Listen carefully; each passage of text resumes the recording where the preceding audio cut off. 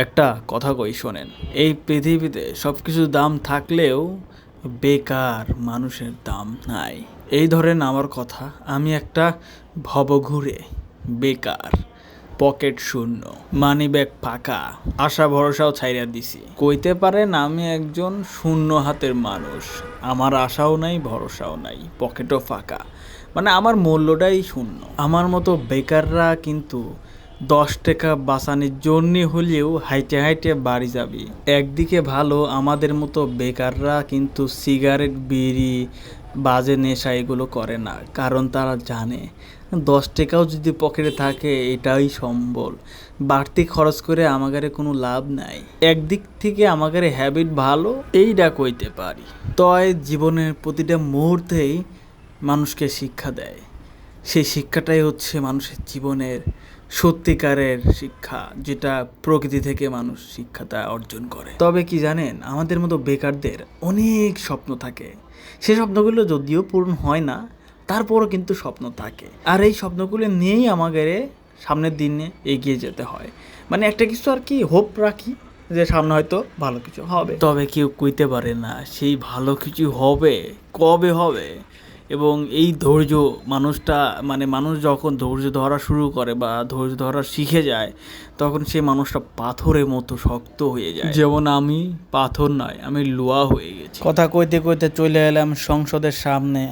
আমার ছোট্টবেলার ল্যাংটাকালের বন্ধু অনেককে বসায় রাখছি এই সংসদের সামনে। ওরে কইছি তুই আয়, একটা কাজ আছে, মানে ওর কাছে একটা মোবাইল আনতে দিছি, ও মোবাইলটা নিয়ে আইছে আর কি। তো দেখেন সংসদের সামনে কত ভিড়, কত জ্যামজট।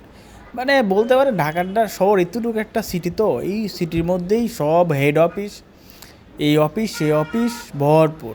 তো এই জিনিসটা যদি আমাদের সরকার যদি দেখতো যে না, 8টা বিভাগ আছে, 8টা বিভাগে আলাদা করে দেয়, প্রত্যেকটা ইন্ডিভিজুয়াল হয়ে যাক, গেলে পরে কিন্তু প্রত্যেকটা বিভাগেই হেড অফিস থাক, প্রত্যেকটা বিভাগে কর্মসংস্থান তৈরি হোক, প্রত্যেকটা বিভাগে আমাদের এই রিক্সা লাগারে পাঠায় দিই আমরা, তাহলে কিন্তু আমাদের ঢাকা শহরটা জ্যাম মুক্ত হয়ে যায় এবং খুব স্বাচ্ছন্দ্যে সবাই চলাফেরা করতে পারে। আর কি কবরে ভাই, কিছু হলেই রাস্তাঘাট ব্লক করে আন্দোলন করা শুরু করে। কিরে, গত 17-20 বছর কি করছো তোরা? কোথায় তোরা এত আন্দোলন ছিল? হ্যাঁ, আর তোরা এই ইউনূস সাহেব একটা ভালো একটা মানুষের পায়ে তোরা কি শুরু করছো?